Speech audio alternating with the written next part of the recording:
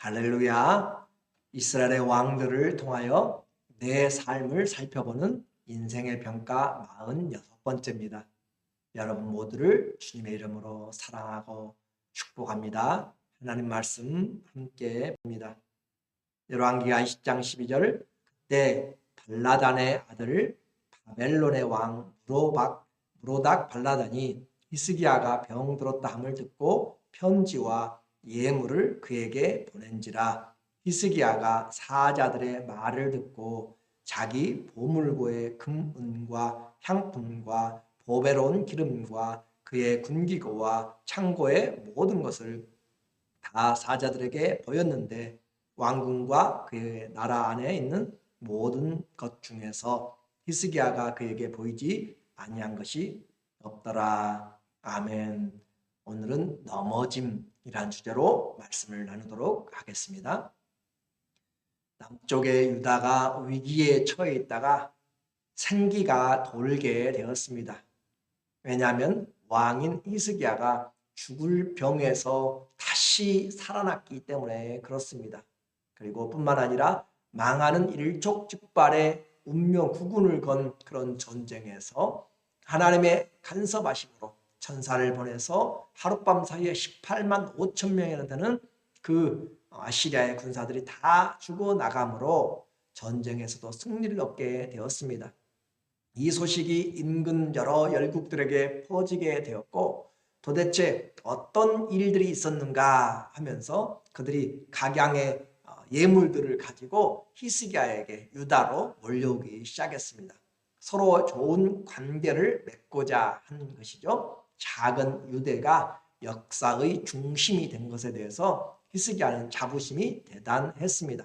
더욱이 아수르라고 하는 강대국이잖아요. 세계 역사에서 첫 번째 제국이라는 그런 표현을 쓰는데 이 아시리아 제국과 싸워가지고 이겼다라고 하는 것이고, 그리고 그 아시리아와 비견될 수 있는 새로운 그런 신흥 국가 바벨론이 성장하고 있는데 그 바벨론에서 이 히스기야를 보기 위해서 이스라엘 유다로 지금 사절단을 보내고 왔습니다. 그러니까 얼마나 감동적이고 놀랍고 국격이 올라갔는지 모르는 것이에요. 중동 지역에서 이렇게 유대 왕이 죽을 병에서 살아났다는 소식, 엄청난 사람들을 천사가 죽였다는 기적의 소식을 듣기 위해서 왔다라고 했습니다. 히스기야는 이번 기회로 중동에서 패권이 유다에게 있음을 지금 부각시키기 위해서 바벨론 사절단들에게 자기가 가지고 있는 모든 예물들을 다 보여줘요. 12절. 그때 발라단의 아들 바벨론의 왕 무로닥 발라단이 히스기야가 병들었다 함을 듣고 아시리아 나라가 있고, 그리고 그 아시리아보다 이제 더 남쪽에 바벨론이라고 하는 신흥 제국이 신흥 이 나라가 떠오르기 시작합니다. 그리고 이들은 전쟁을 계속하게 되고 600여 년 내에 이 아시리아와 바벨론과의 대접전에서 바벨론이 승리를 하게 되므로 아시리아는 망하게 되는 것이죠. 이와 같이 그런 나라를 이루기 위해서 지금 이 바벨론이 새로운 신흥 국가로 떠오르고 있는 것입니다. 그런데 그곳에서 히스기야가 병들었다함을 듣고 편지와 예물을 그에게 보냈다. 이곳에서는 병들었다함을 듣고 했는데 이사야서에서는 병들었다가 나음을 듣고 예물과 편지를 보냈다고 이야기하고, 또 하나 기록이 되어 있는 역대하에도 똑같은 이런 히스기야 시대의 상황이 기록되고 있는데 그곳에서는 하나님의 기적이 무엇인지, 도대체 어떤 기적이 일어나는지 그것을 확인하고자 왔다라고 이야기해요. 그러니까 병과 그 기적 한꺼번에 그들에게 들려진 것을 가지고 이 도대체 무슨 일이 일어났는가, 어떤 기적인가, 정말로 가능한가, 그것을 확인하기 위해서 온 사람들입니다.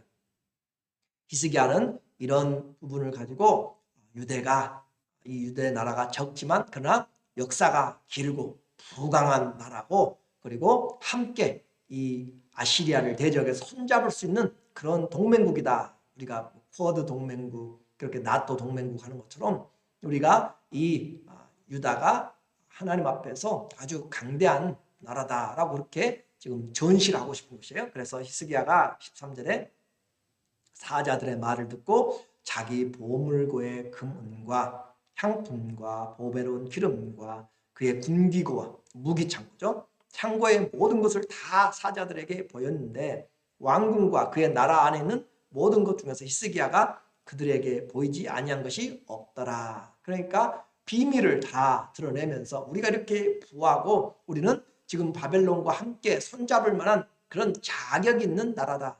중동에서 우리가 바로 당신들과 함께 격을 맞출 수 있는 나라다. 그 말을 지금 하고 싶은 것이에요. 인간적인 계산입니다.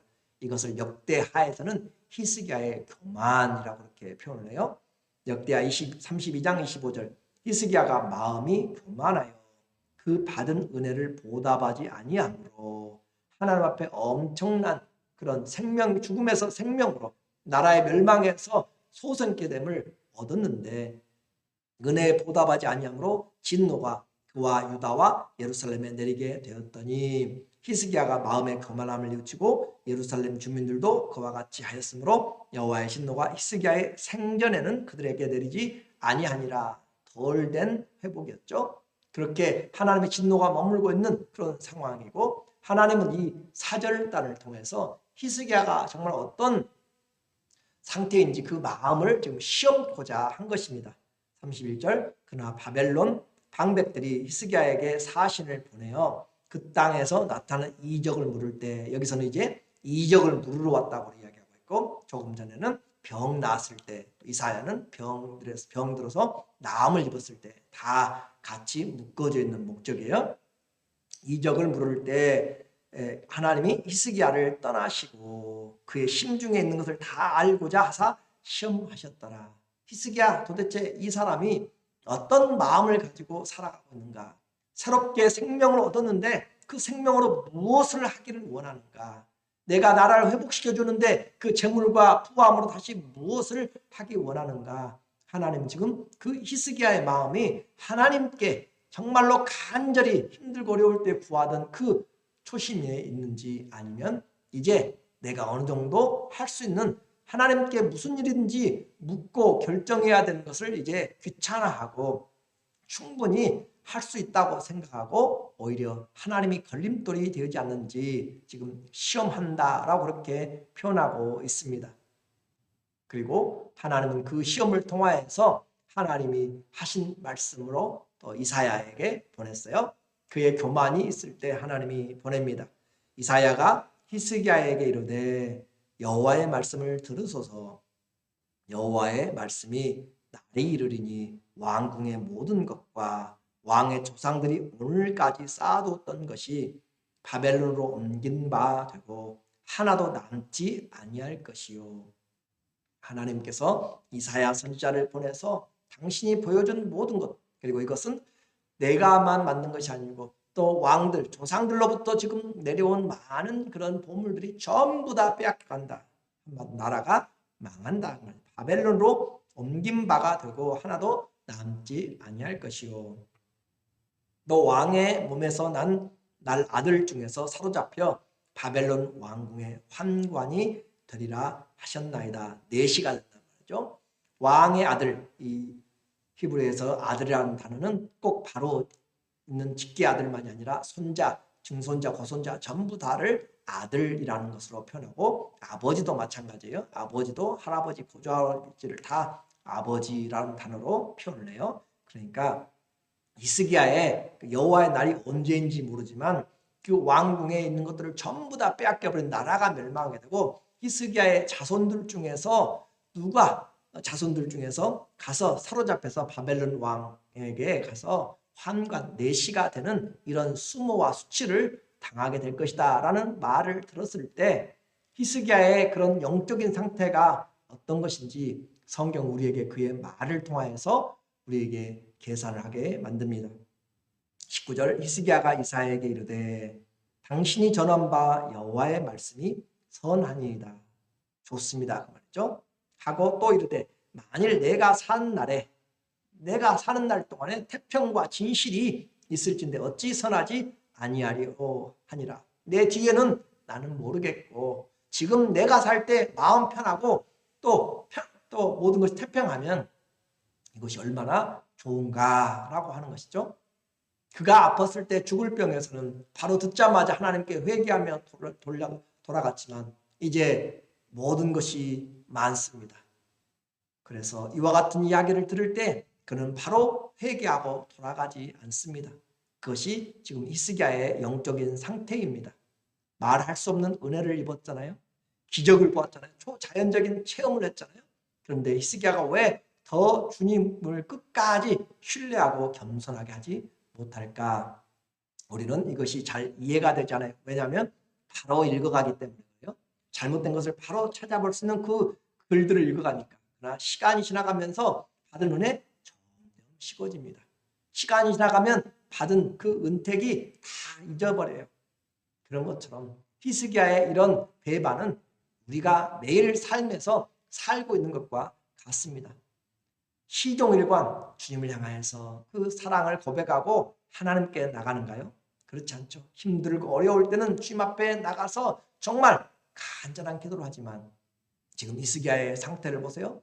열국에서 와서 그 물건들을 가지고 보물들을 가지고 와서 그 간증을 좀 들려달라고, 그 천사가 어떻게 했냐고, 그 병이 정말로 나았냐고 라고 그렇게 이야기하면서 많은 예물들을 가지고 왔을 때 그의 지위가 올라가고 또 나라가 부강해지고 또 다른 나라들과 함께 협력하는 것 같고 그런 위치에 있을 때 그는 이런 곳에서 하나님의 은혜가 점점 잊혀져 가기 시작하고 당연한 것으로 그렇게 생각합니다. 내가 잘했으니까, 내가 이렇게 열심히 했으니까 그렇게 하면서 이 기간 동안에 이 15년이라고 하는 생명을 연장받았잖아요. 15년이라고 하는 생명을 연장받은 시간에 바로 3년째 누구를 낳냐면 므낫세를 낳게 됩니다.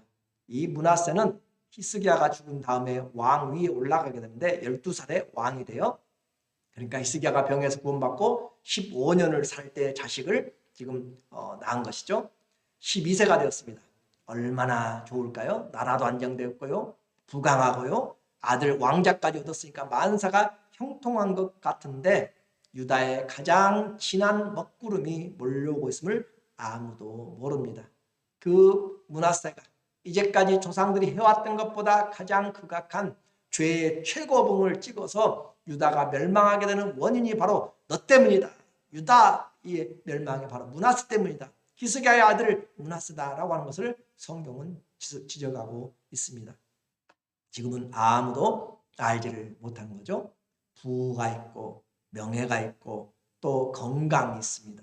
모든 것이 하나님의 주신 특별한 선물이지만 하나님보다 내가 가진 것들이 우선하게 되고 교만하게 되면 그릇된 길로 가게 됩니다. 히스기야는 또 좋은 일도 있어요. 그 기온샘에서 나오는 물을 밖으로 적군들에게 주지 않기 위해서 바위를 파가지고 실로암에 그 연못을 만드는 일도 했습니다.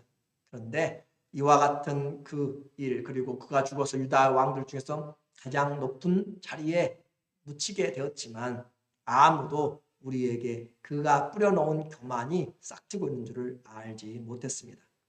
오늘 본문에서 이 넘어짐에서 우리에게 주는 교훈은 무엇이에요? 아무도 믿음 있다고 나는 이 정도면 됐다고 자랑할 자 없음을 다시 보게 됩니다. 다윗도 신앙의 그 중년에 밧세바 사건으로 완전히 무너졌어요. 솔로몬도 그 지혜의 왕이 열국의 왕비들을 구하고 나중에 나이 들어가면서 변하게 되었습니다. 믿음 잘 붙잡지 않으면 넘어지기 쉽습니다. 그래서 고린도전서 10장 11절에 그들에게 일어난 일들, 모세시대의 광야든지 성경의 모든 기록들은 이런 일은 본보기가 되고 또한 말세를 만날 우리를 깨우치기 위하여서 기록되었느니라. 성경의 기록의 목적이 바로 우리를 위한 것이었어요. 그런즉 선줄로 생각하는 자는 넘어질까 조심하라. 나는 괜찮겠다고요? 아니요. 저도 마찬가지고요. 여러분도 마찬가지고요. 항상 주님을 우선 세우지 않으면, 주님을 앞세우지 않으면, 주님께 묻지 아니하면 우리는 넘어질 수가 있습니다. 그래서 하나님은 어려울 때만이 아니라 우리 인생의 호흡이 다할 때까지 내 인생의 최고의 사랑, 가장 우선적인 우선순위가 되어야 됩니다. 내게 주신 모든 것이 결코 나의 공로가 아니고 하나님의 은혜임을 생각하면서 그것이 주님을 위해서 사용되도록 그렇게 해야 돼요. 바울은 뒤의 것은 다 잊어버렸습니다. 전도하면서 얼마나 힘들었고 죽을 고비를 많이 넘기고 교회를 향해서 그가 교회들을 세우고 많은 일들을 했는데 다 잊어버리고 오직 푯대를 향해서 하나님이 부르신 위에서 부르신 그 푯대를 향해서 시선을 고정시켰고 그렇게 앞으로 달려가면서 몸을 앞으로 빼고 결승선에 선수들이 마지막 피니시 라인을 하는 것처럼 내 마지막에 여력을 다 모아서 하나님의 부르심, 사명을 향하여서 뒤에 것은 다 그 좋은 공로들도 다 잊어버리고 나를 그것들이 붙잡을 것 같아서 다 잊어버리고 앞을 향해서 끝까지 간 사람입니다. 나의 선한 싸움 다 싸우고 달려갈 길을 마치고 믿음을 지켰는데 오늘 히스기야를 통하여서 우리에게 하시는 말씀은 우리의 인생이 어떤 종말을 맞아야 될 것인가. 오늘 잠언 16장 18절의 교만은 배망의 선봉이요 거만한 마음은 넘어짐의 앞잡이니라. 우리는 일평생 교만으로 가득 찬 우리의 마음을 겸손으로 허리를 동여야 돼요. 허리를 묶은 것처럼 겸손으로 허리를 묶고 예수님이 주와 그리스도가 되셔서도 허리를 수건에 두르시고 제자들의 발을 씻기신 것처럼 오늘도 우리에게 하나님 앞에 다시 주님의 은혜를 생각하면서 내게 주신 모든 것 하나도 주의 은혜가 아닌 것이 없습니다. 이 말씀 묵상하면서 가만히 생각해 봐야 돼요. 이 히스기야를 죽음에서 살리신 것만이 기적이 아니라 내가 지금 살아있는 것이 기적입니다. 내가 지금 살아있는 것이 기적을 지금 맛보고 있는 사람인데 하나님의 은혜가 어디 있냐라고 그렇게 표현한다면 우리는 아무런 의미가 없습니다. 히스기야 질병에서 나음을 입었지만 15년 뒤에 죽었어요. 나사로 죽음에서 나흘 만에 일어났지만 그도 또 죽었습니다. 우리는 예수 그리스도 안에서 주님을 믿으면 우리는 영원한 생명을 얻게 되는 것. 이것이 가장 놀라운 기적을 지금 가지고 살면서 주의 은혜를 잊어버리지 말고 교만하지 말고 넘어지지 말고 하나님의 말씀이 오늘 성령이 오늘날 너희에게 하시는 말씀을 듣는 그런 말씀으로 겸손하여서 허리를 동일 때 주님이 때가 되면 높여주십니다. 주님의 말씀이 일평생 내 옆에 있어서 하나님을 경외하기를 배우고 항상 묵상하는 그런 복 있는 저와 여러분 되시기를 예수님 이름으로 간절히 축원합니다. 아멘. 기도하겠습니다. 하나님 아버지, 히스기야의 인생을 짧은 시간에 보면서 왜 그렇게 살았을까 시험을 많이 봅니다. 내 인생 하나님 앞에서 살아가면서 주의 은혜를 잊어버리지 않게 주님 도와주시고 하나님 경외하는 것을 교만하지 아니하고 겸손으로 허리를 동이며 끝까지 푯대를 향하여서 믿음의 길, 선한 싸움 잘 지켜나가고 달려갈 사명을 마치도록 하나님 마지막까지 더 큰 은혜와 승리가 있도록 축복하여 주시옵소서. 믿음으로 사는 모든 자들에게 주님이 예비하신 은혜 넘치게 하실 줄로 믿고 예수 귀하신 이름으로 기도드립니다. 아멘. 우리의 삶에서 주님 일평생 존귀 여기는 그런 믿음으로 겸손함이 승리하시기를 예수님의 이름으로 다시 한번 부탁합니다.